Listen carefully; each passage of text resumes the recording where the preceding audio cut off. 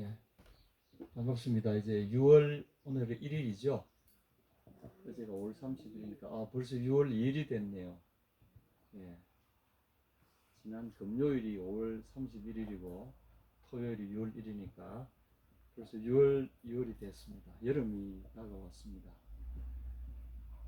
이제 이 봄과 여름의 경계선에 우리가 서 있는 것 같아요. 날씨는 덥지만 이 실록이 참 아름답고 빛나는 계절입니다. 이 아름다운 계절에 또 주님의 백성들과 함께 모여서 예배드리게 하시니 감사합니다. 오늘 하나님 말씀 마태복음 함께 보도록 하겠습니다.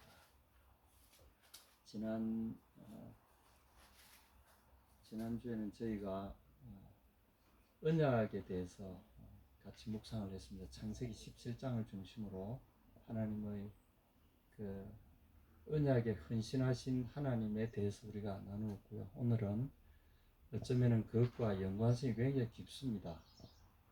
그 언약으로 우리를 초대하신 그분이 그 백성들과 맺은 언약의 구체적인 내용이 오늘 산상수훈에 기록되어 있는데 마태복음 5장 17절 18절 같이 일단 읽고 마태복음 5장 6장 7장에 기록되어 있는 이 언약에 대해서 어떻게 나타나 있는지 좀 살펴보도록 하겠습니다. 그러면 함께 마태복음 5장 17절 18절 읽고 시작하겠습니다. 찾으셨으면 함께 읽겠습니다. 시작. 내가 율법이나 선지자를 폐하러 온 줄로 생각하지 말라. 폐하러 온 것이 아니요 완전하게 하려 함이라. 진실로 너희에게 이르노니 천지가 없어지기 전에는 율법의 1.1획도 결코 없어지지 아니하고 다 이루리라. 아멘. 이 말씀과 함께 제가 나누고 싶은 말씀이 7장 12절에 보면 또 비슷한 말씀이 하나 나오는데 새로운 각도에서 이제는 똑같이 율법이요 선지자라고 하셨는데 7장 12절 찾으셨습니까? 읽어보시겠습니다. 시작. 그러므로 무엇이든지 남에게 대접을 받고자 하는 대로 너희도 남을 대접하라. 이것이 율법이요 선지자니라. 우리 성경에서 이 율법이요 선지자 이 말이 무엇인지 아시겠죠? 지난 시간에 제가 잠깐 나눈 것 같은데 이제 히브리적인 표현입니다. 히브리 사람들은 이 성경을 우리처럼 성경 또는 영어 사람들이 쓰는 바이블 이렇게 부르지 않고요. 성경의 각 부분별로 성경이 책의 묶음이잖아요. 그래서 책을 크게 세 부분으로 나눕니다. 제일 앞부분을 율법이라고 부르고요. 두 번째 부분을 선지서라고 부르고 세 번째는 예언서 또는 성문서 뭐 이렇게 부릅니다. 그래서 율법의 이제 첫 번째 부분은 율법을 이제 토라라고 불러요. 토라. 그리고 그 선지서에 해당되는 예언서, 선지서에 해당되는 게 이제 선지자들의 책. 그래서 선지자들이란 이름으로 네비임, 선지자들 이렇게 부릅니다. 그러니까 여기에서 이제 말하는 토라 그리고 토라와 이제 히브리적으로 표현하면 원래는 토라와 네비임이 가리키는 바가 이것이다. 그걸 여기 번역해 놓으니까 율법과 선지 이렇게 되어 있는 거죠. 이게 이제 책이라는 생각을 갖기에는 좀 그렇죠.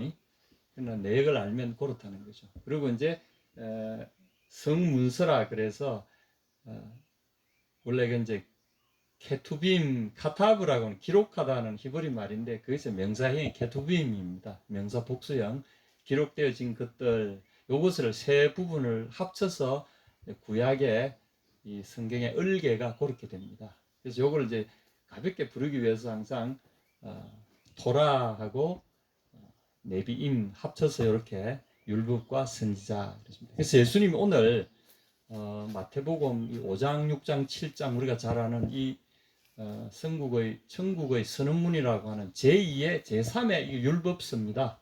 예수님이 사역을 하시면서 내가 이 성경을 하나님의 약속이 담긴 언약의 요체죠. 언약의 요체. 언약의 백성들이 지켜가야 될 요체를 기록한 것이 율법이에요. 그런데 희한하게 이 예수님 오실 당시에 이 율법이 어떻게 보면 아주 율법을 주신 그분의 입장에서 벗어나서 인간들이 심하게 왜곡해놨다는 거죠. 그래서 율법의 기록자이신 그분의 입장에서 볼 때는 너무도 개탄스러운 상황에 지금 처해 있는 거죠. 그래서 오늘 내가 5장 17절 18절 보시면 내가 율법이나 선지자, 다시 말해서 언약의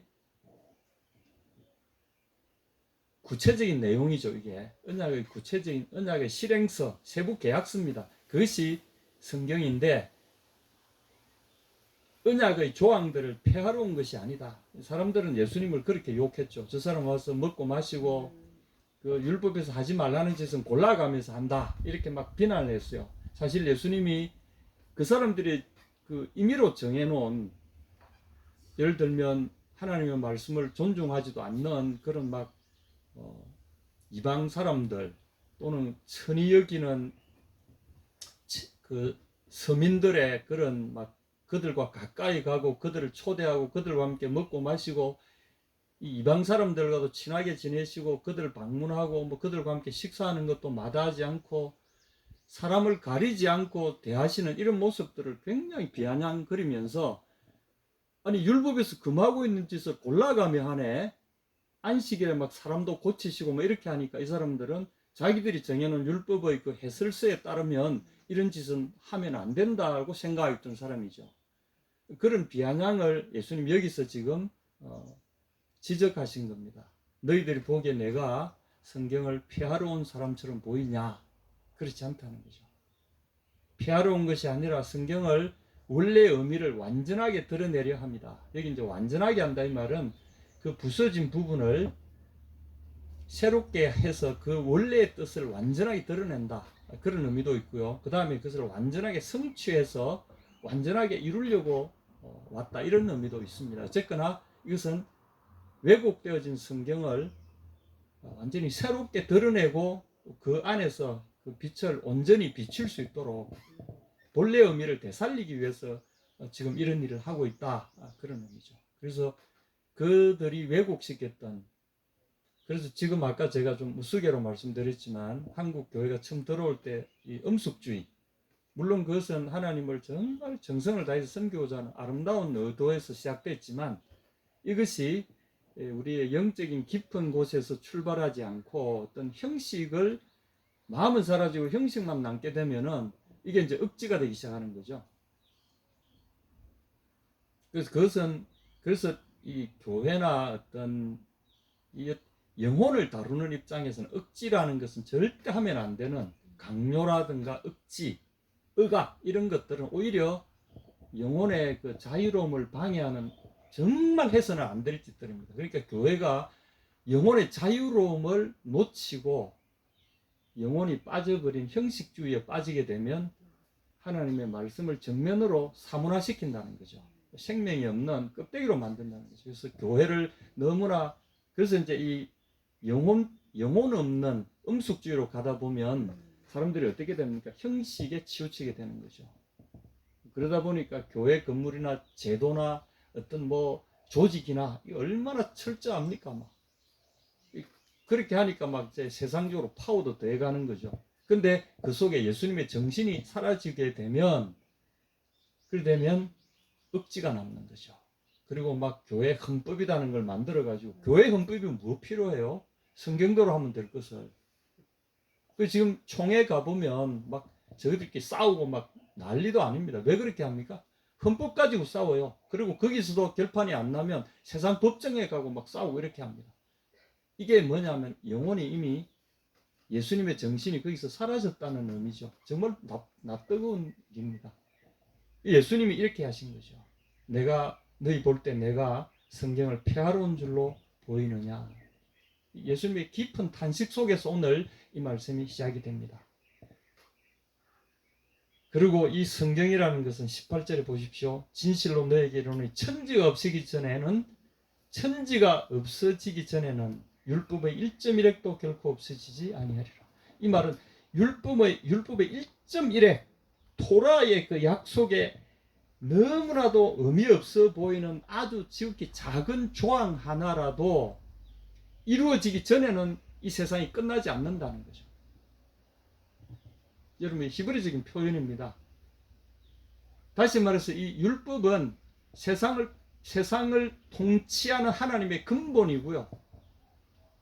이 율법이 이루어져야만 세상의 모든 역사도 종결이 된다는 거죠. 그것을 뒤집어 놓고 보면 율법은 세상의 역사를 컨트롤해가는 하나님의 법칙이라는 것을 알 수 있습니다. 그래서 자연 법칙도 하나님의 성경에서 말씀하신 그 법칙 속에서 이루어져 간다는 겁니다. 시간이 이 하나님의 말씀 속에서 흘러간다는 거죠.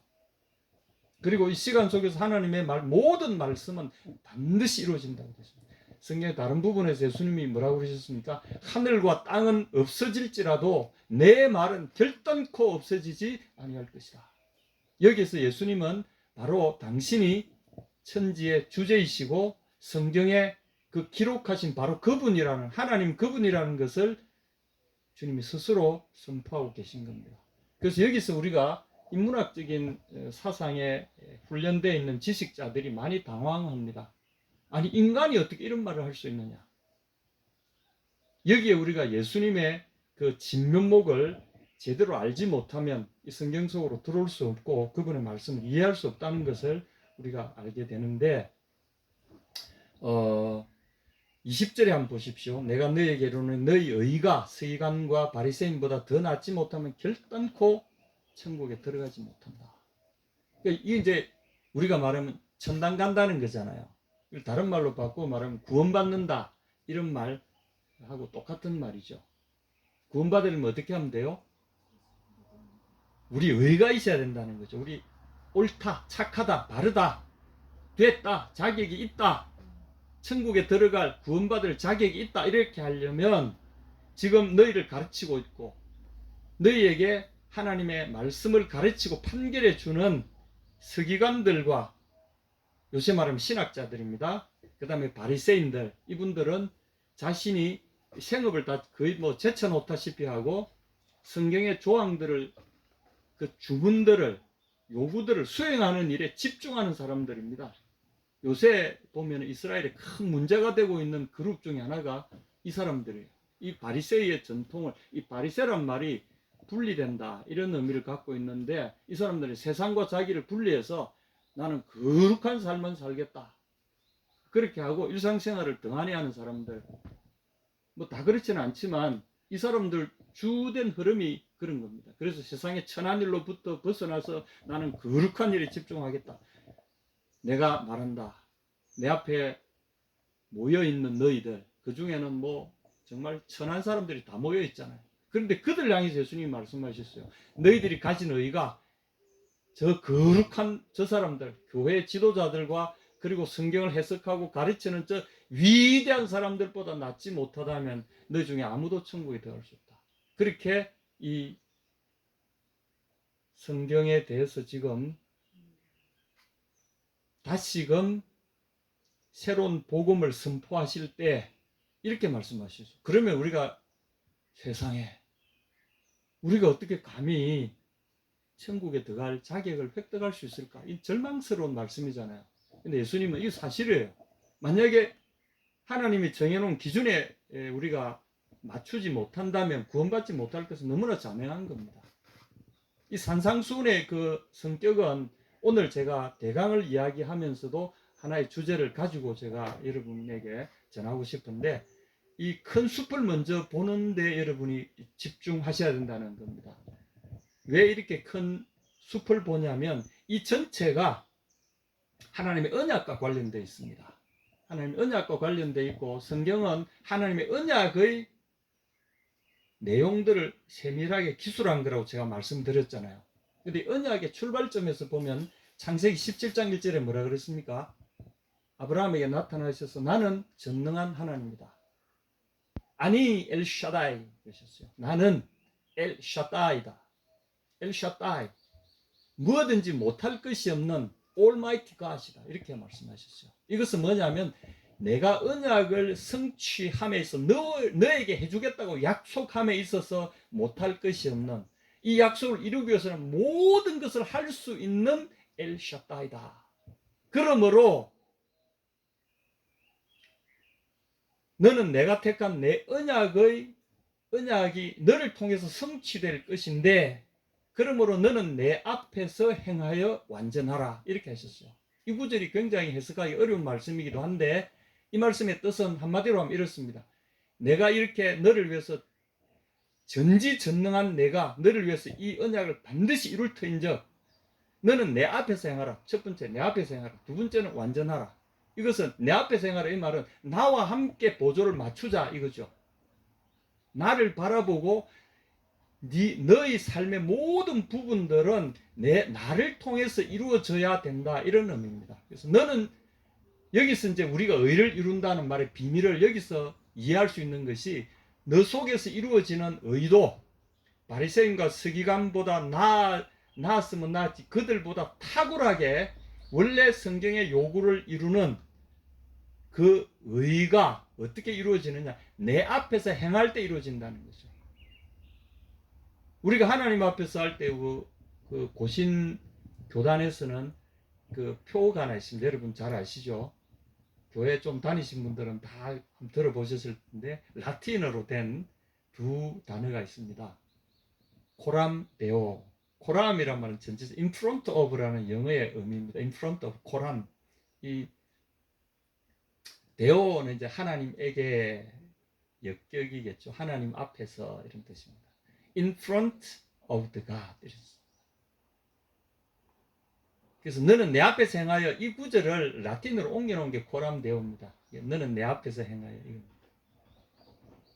사실 이 구절이 구약에서 이렇게 있을 때는 뭔 뜻인지 잘 몰라요. 그러나 예수님 오늘 해주신 이 산상수훈에 보면은 이것이 6장에 이 5장에서는 이 대강을 말씀하시면서 이제 이 5장 오늘 21절부터 5장 이 마지막까지 쭉 보면은 율법을 인간이 이룰 수 없는 그 고차원의 수준이라는 것을 이야기하고 있습니다. 옛사람들이 여기 보십시오. 살인에 대해서 이야기합니다. 20절에 우리 십계명에 살인하지 말라 나오잖아요. 사람을 꼭 죽여야 예수님은 살인이 아니라는 겁니다. 그럼 뭐가 살인이죠? 죽이는 것도 물론 살인이고 그 마음속에 미워하는 마음만 가지고 있거나 무시하는 마음만 가지거나 업신여기는 마음만 가지거나 욕 한마디만 하더라도 그는 살인이다. 이런 여러분 이것이 율법의 수준입니다.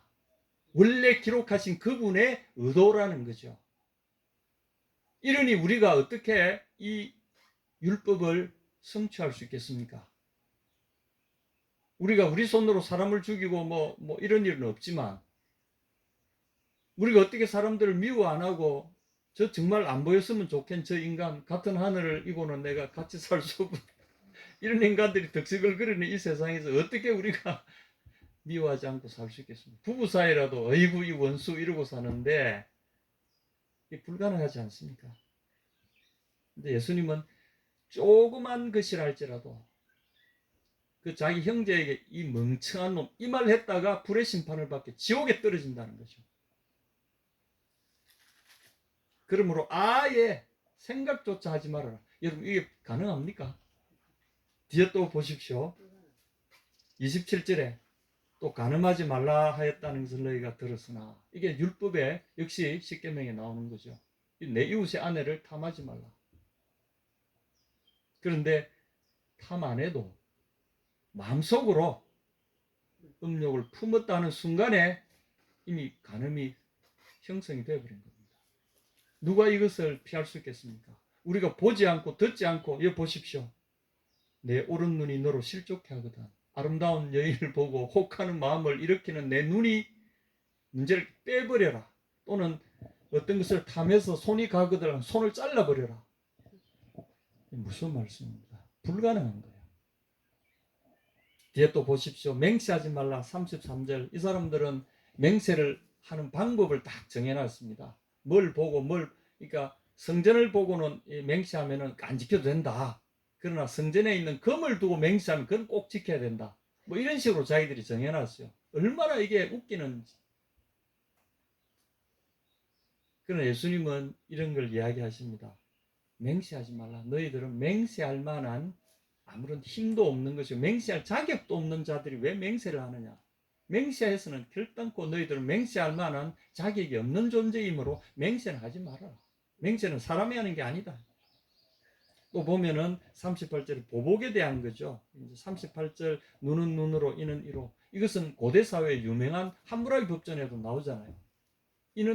그래서 이게 공평의 법칙이죠. 법률의 모든 기준은 공평한 겁니다. 공평을 이루고자. 그래서 이제 영어에도 justice란 말이 공평하다는 말이잖아요. 내가 상대방에 의해서 나의 공평함이 하나 침해를 당했으면 저 사람으로부터 받아가지고 나의 그 부족해진 부분을 다 채워 넣어야 공평할 거 아닙니까? 그러니까 이 저울을 딱 갖다 놓는 게 법원에 보면은 저울 있잖아요. 공평하다는 거죠. 그러니까 내가 눈을 상했으면 상대방의 눈도 상해야 나도 상하고 너도 상하고 똑같다는 거죠. 이빨을 하나 내가 부러뜨려졌으면 상대방 이빨도 부러뜨려가지고 똑같이 그래야 공평하다는 거죠. 이러면 나중에 살아남을 사람이 있겠습니까? 어쨌거나 법률 가지고는 사람의 하나님의 의를 이룰 수 없다는 거죠. 그러니까 주님은 이 정도가 아니라 오히려 얻어 때리면 얻어 맞고 한쪽 뺨을 치면 나머지도 얻어 맞고 또 속옷을 그 하찮은 속옷 하나 빼앗으려고 한다면 그 가치 있는 겉옷까지 다 줘서 근데 이게 여러분에게 가능한 일입니까? 쭉 이야기했습니다. 43절에 아마 정점을 찍는 거죠. 이 사람들은 이웃을 사랑하고 내 원수를 미워하라 이렇게 가르칩니다. 그러면 너희를 사랑하는 자를 사랑하면 그게 무슨 사랑이냐? 주님 이렇게 말씀하십니다. 사랑할 수 없는 자를 사랑할 수 진정한 사랑이지 사랑할 만한 사람을 사랑하는 게 그게 무슨 사랑이냐? 이게 하나님의 기준인 거죠. 예수님은 이 몇 가지 예를 드셔서 우리가 율법을 이루는 것은 불가능하다는 것을 명백히 하셨어요. 그래서 여기서 하나님 우리에게 다시금 창세기 17장 1절에 있는 언약의 조건 속으로 우리를 다시금 초대하십니다. 뭐라고요? 너는 내 앞에서 행하여 전능한 내 앞에서 행하여 나의 도움을 전적으로 받아라 이런 뜻입니다. 전적으로 나의 멍에를 너도 지고 나의 힘을 네가 이어받아서 그래서 우리가 주님 앞에 행해야 되는 이유가 그분과 동행할 때 그분이 이 일을 이루어 가시는 그 멍에 짐을 지고 가시는 그 능력 속에 나의 멍에에 여러분 멍에라고 하니까 좀 이해가 안 되지만 예수님이 우리를 초대하실 때 뭐라고 그러셨어요? 수고하고 무거운 짐자들아. 마태복음 11장입니까? 수고하고 무거운 짐진 자들아 다 내게로 오라. 나는 마음이 온유하고 겸손하니 나의 멍에를 메고 내게 배우라 그러셨죠. 여기서 이제 멍에는 이스라엘 멍에를 우리가 좀 이해를 해야 이 구절이 이해가 됩니다. 멍에는 쌍멍에입니다. 요렇게 쌍멍에입니다. 소 한 결이 소 두 마리를 나란히 요렇게 한 마리가 매면 너무 힘드니까 짐을 나누어 지도록 요렇게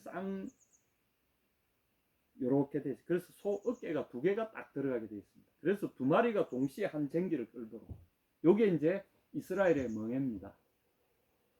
이 멍에가 의미하는 바는 나의 멍에를 메라 이 말은 예수님이 멍에의 한 축을 지고 가시면 뒤에 이 멍에는 우리에게 어떤 부담 뭐 그런 의미도 있지만 멍에 속에 들어오면은 짐을 지는 그 짐을 수월하게 끌게 해주는 도구잖아요.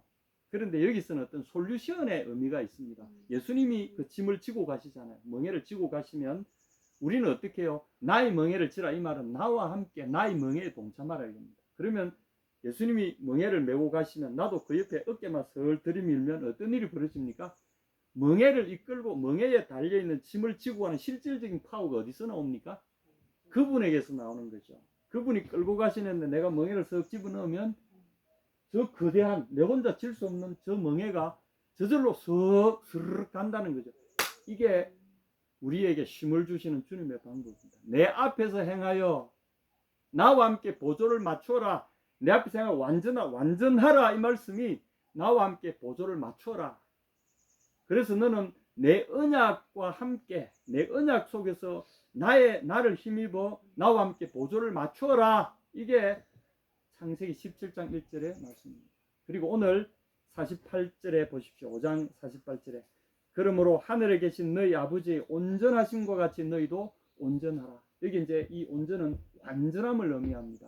이것은 하나님과 동행할 때, 보조를 맞출 때 일어나는 우리의 모습이기도 합니다. 그래서 예수님이 우리를 초대하실 때 나의 멍에를 메고 내게 배우라. 내가 어떻게 이 짐을 끌고 가고 이 멍에를 메는지 너도 배워서 나처럼 나와 함께 이 멍에 속에 머물러라. 우리는 그걸 뭐 십자가를 지고 뭐 이렇게 생각하는데 사실은 모양은 십자가처럼 보이지만 실제로 그걸 딱 감당해 예수님의 이름으로 예수님 앞에 딱 들어가면 원수를 사랑할 수 없잖아요. 내게 닥쳐진 큰 불행에 대해서 내가 이해할 수 없잖아요. 근데 예수님이 내게로 와라. 그리고 나와 함께 내가 어떻게 멍에를 지고 가는지 내 멍에 속으로 들어와라.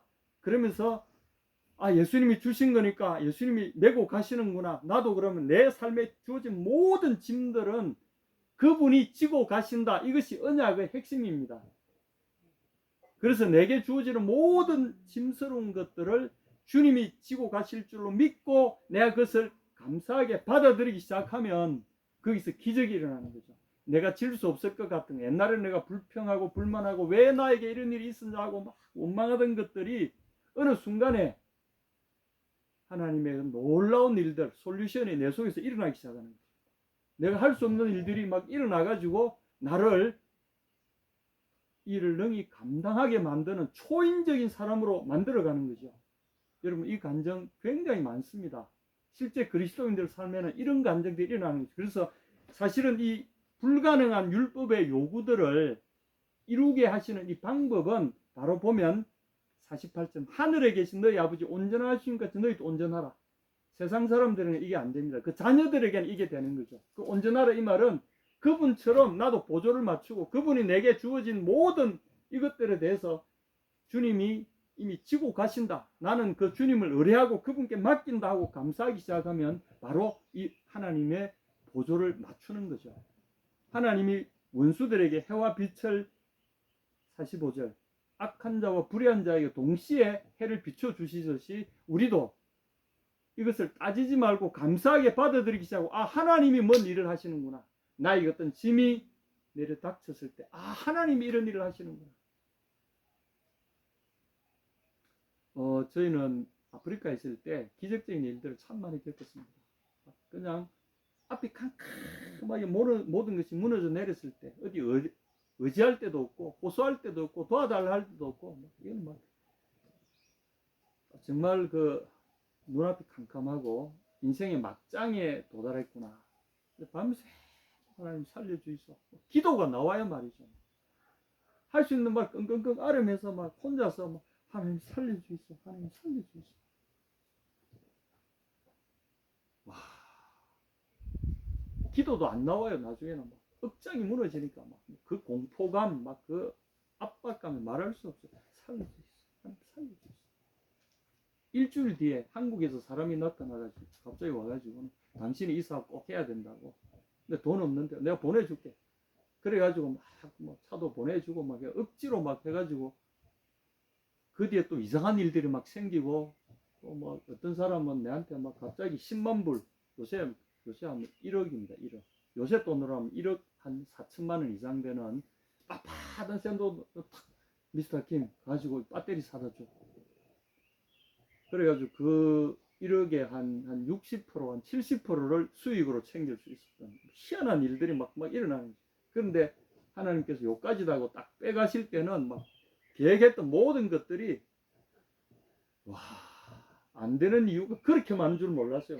이것도 안 되고 저것도 안 되고 막 전부 다 안 돼. 그래가지고 이유가 막 10가지도 넘어 막 뭐가 막 욥의 그 고난 때 생겨나는 일들이 있죠. 욥기 읽어보시면 희한한 일들이 막 갑자기 동풍이 치고 갑자기 안 오던 뭐 하늘에서 벼락이 터지고 막 이상한 일들이 막 하나님이 떠나라고 하실 때는 그렇게 하시더라고요. 내가 움직이지 않으니까 우리를 움직이시기 위해서 막 그렇게 하시고요. 여실 때는 막 말할 수 없이 여셨다가 닫으실 때는 막 말할 수 없이 닫아버리세요. 그래서 핵심이 뭐냐? 하나님과 동행하는 삶이죠. 그래서 오늘 이 마태복음 5장을 보게 되면 인간은 이 의를 이루기 불가능하다는 거죠. 그래서 주님은 언약에 그분과 동행하는 삶에 머물지 않으면 이 의를 이룰 수 없다는 것이죠. 근데 우리에게 이야기하시는 말은 너희는 다르다는 거죠.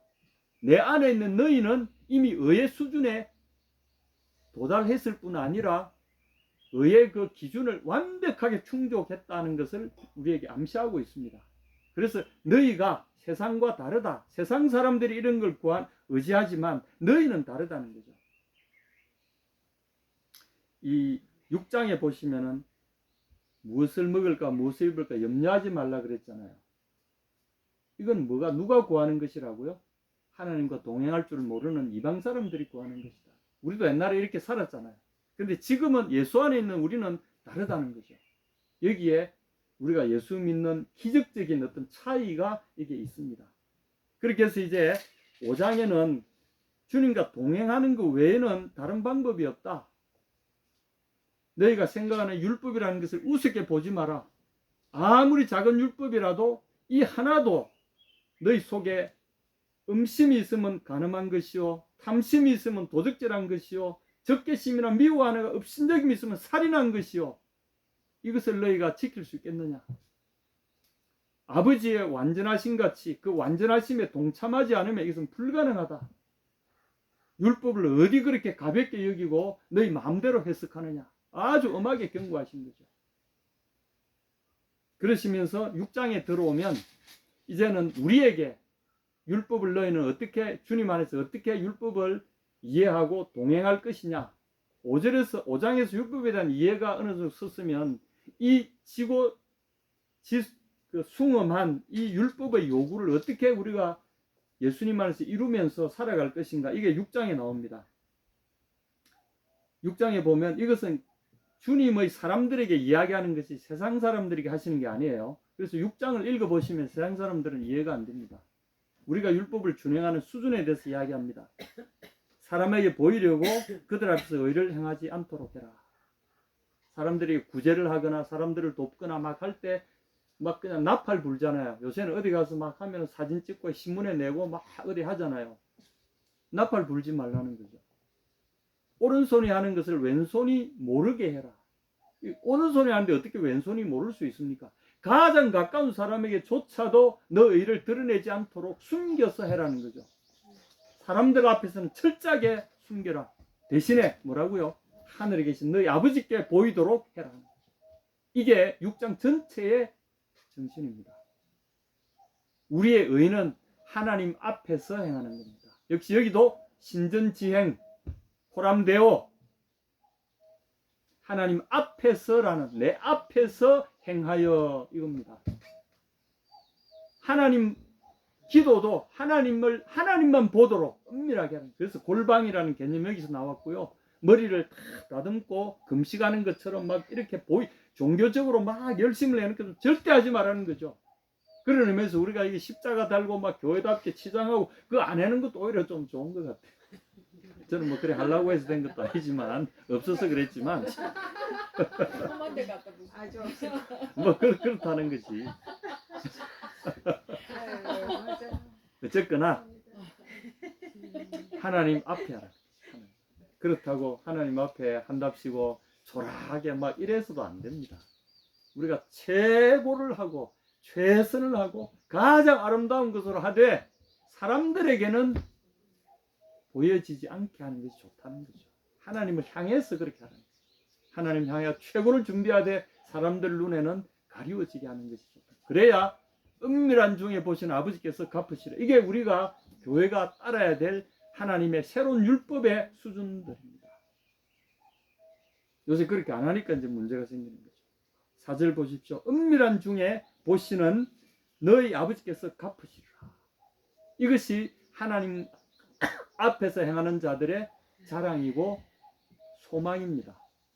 사람에게 하면은 사람들이 좀 멋지네 하고 끝나겠지만 하나님 앞에 하게 되면요, 하나님 그것을 우리에게 상급으로 나중에 대갚아 주신다는 거죠. 그것을 기대하고 그렇게 하라는 거죠. 5절 보십시오. 기도하는 사람들 얼마나 폼 잡고 기도합니까? 종교 지도자들 얼마나 위세를 합니까? 이미 그들의 상을 받았다. 끝났다는 거죠. 사람들에게 존경받는 그들의 상. 그래, 사람들에게 보이려고, 사람들에게 존경받으려고, 그래, 그거 실컷 받았지. 됐다. 내 나라에서는 택도 없다는 거죠. 우리 부산 사투리로는 그거 내가 많이 했잖아. 그러나 내 나라에서는 그 택도 없다. 네 입 다 받았다. 여기서는 아무것도 없다. 기도가 또 그렇습니다. 금식이 또 그렇습니다. 그리고 19절에 보십시오. 보물을 땅에 쌓아두지 말라. 세상의 재물을 천년만년 쓸 것 같이 세상의 제왕들은 끌어 모읍니다. 세상에 지금 사람들이 다 그렇게 살잖아요.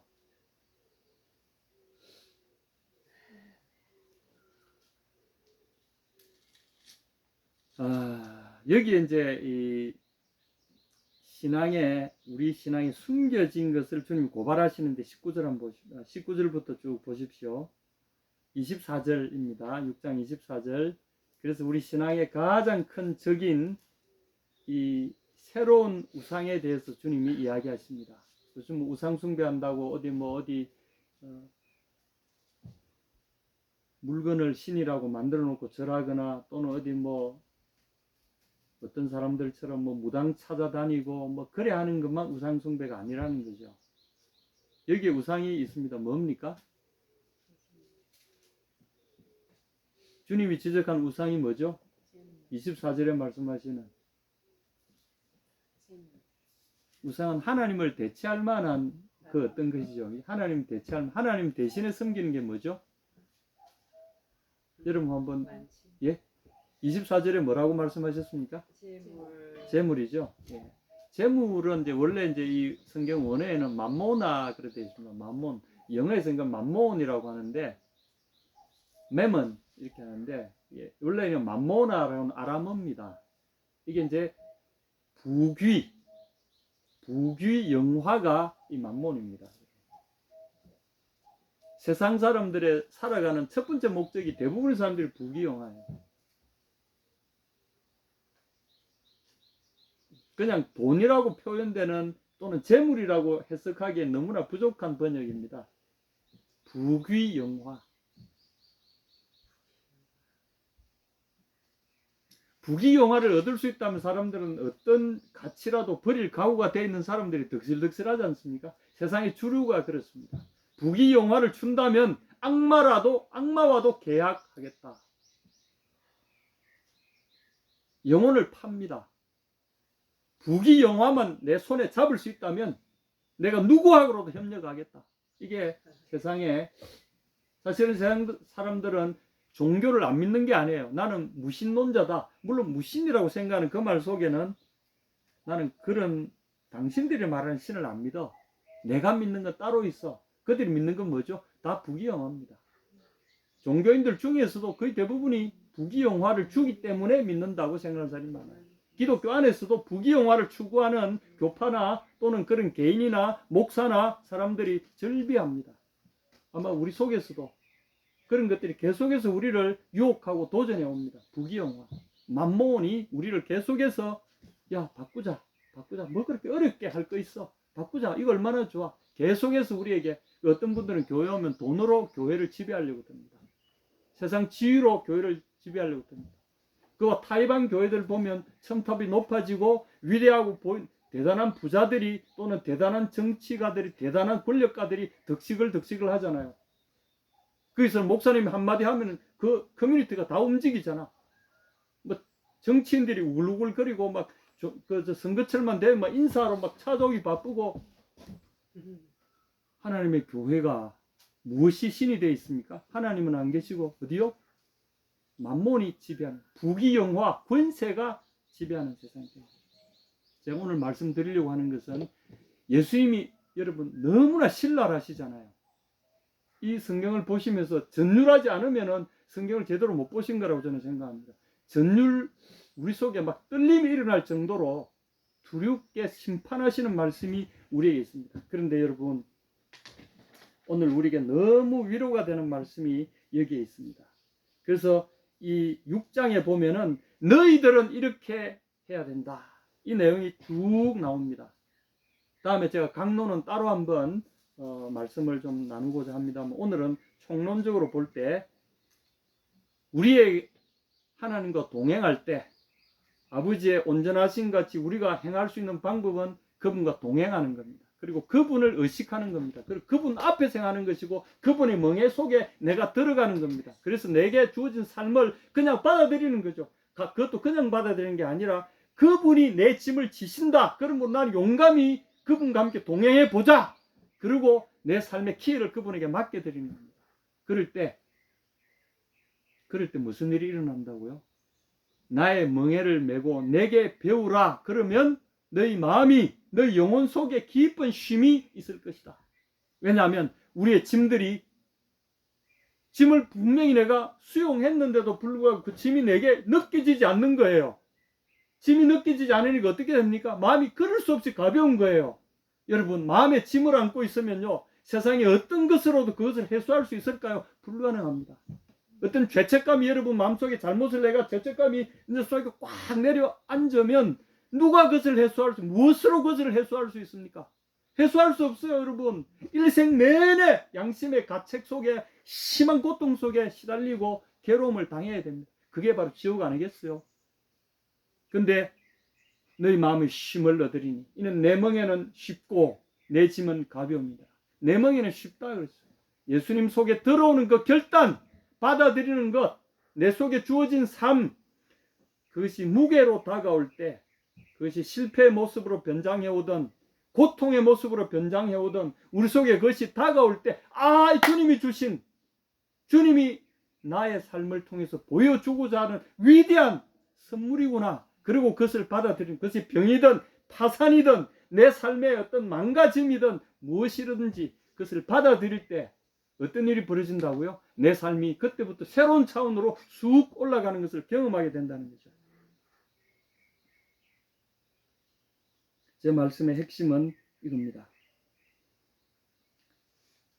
삶의 모든 요소에 대해서 하나님의 공급과 하나님의 보호를 주님은 이야기하십니다. 그리고 그 보호 안에 머물러 있으라는 거죠. 그리고 그것을 내가 잡으려고 또는 내게 주어진 이 삶의 무게를, 율법의 그 높은 요구를 내가 이루려고 막 아둥바둥 치는 것이 율법주의자들의 잘못된 판단인 거죠. 그런데 너는 내 앞에서 행하여 완전하라. 하나님이 온전하신 같이 너희도 온전하라. 이 온전은 내 스스로 만들어지는 게 아니라 이건 내 결단과 관련이 있습니다. 주님의 멍에를 내가 과감하게 초대 속에, 주님의 초대에 응해서 그 멍에를 내가 받아들이는 겁니다. 그것은 우리 눈에 보일 때는 고난을 받아들이는 것처럼 생각되지만 신앙의 고백 속에 무슨 일이 일어난다고요?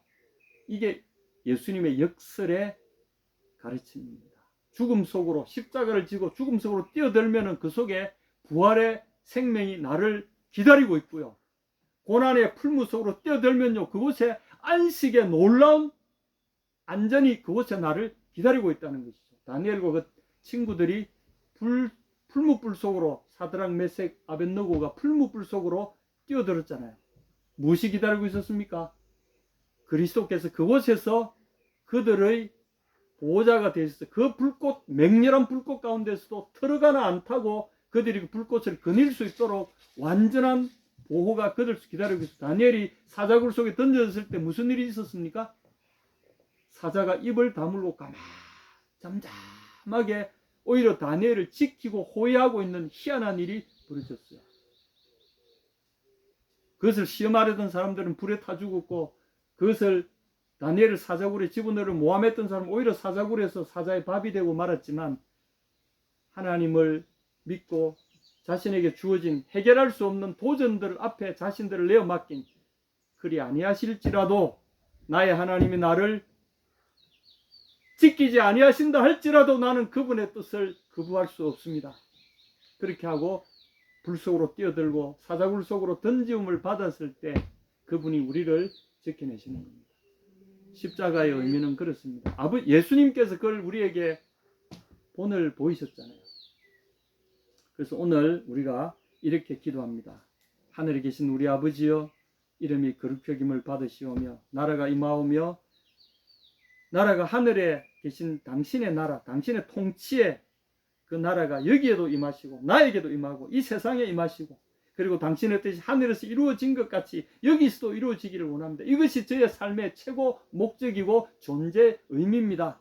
그리고 내게 주신 모든 고난과 삶의 도전들을 당신 손에 맡기고 주님이 행하실 것을 믿고 저는 이것을 내 삶의 일부로 기꺼이 받아들입니다. 그리고 이 모든 것에 대해서 아버지께서 책임져 주시옵소서. 그렇게 하고 그 삶을 받아들일 때 무슨 일이 일어난다고요? 위대한 대역전이 일어납니다. 이것을 이야기한 것이 마태복음 5장, 6장, 7장의 전체적인 내용이고 이것이 큰 을개의 핵심입니다. 그래서 여러분 마태복음 6장 33절, 34절 이 말씀을 나누고 제가 마치겠습니다. 한 2분 걸릴 겁니다.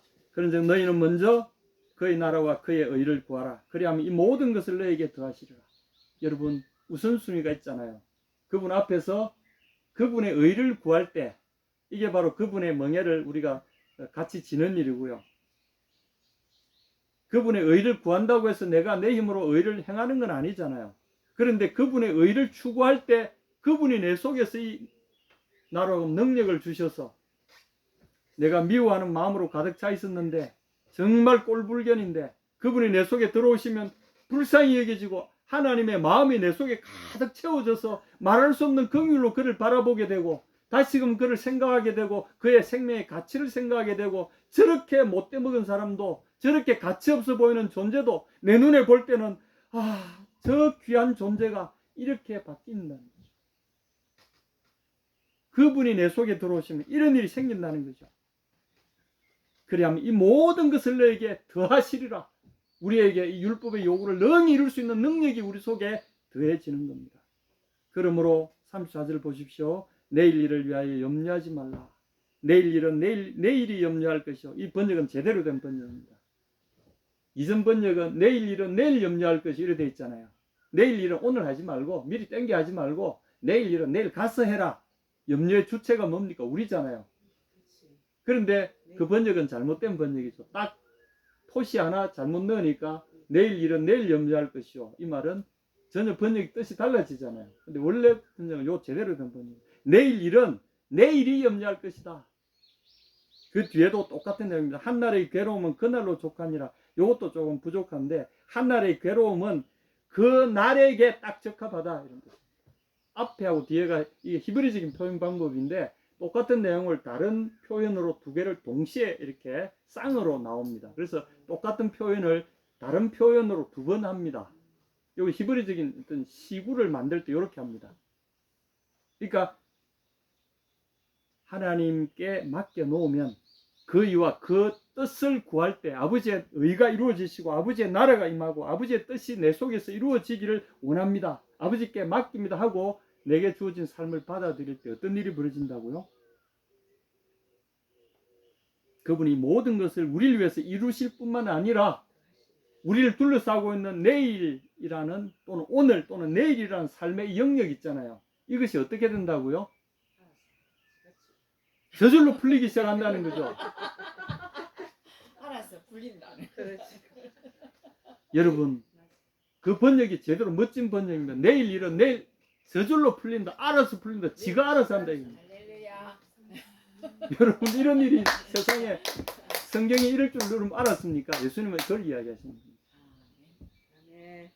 제가 1분 간정, 제가 우리 마을의 일이나 뭐 이런 걸 할 때 제가 뭘 아는 게 뭐가 있겠습니까? 예, 잠깐 기다리셔도 됩니다. 누르고 합시다. 안 누르셔.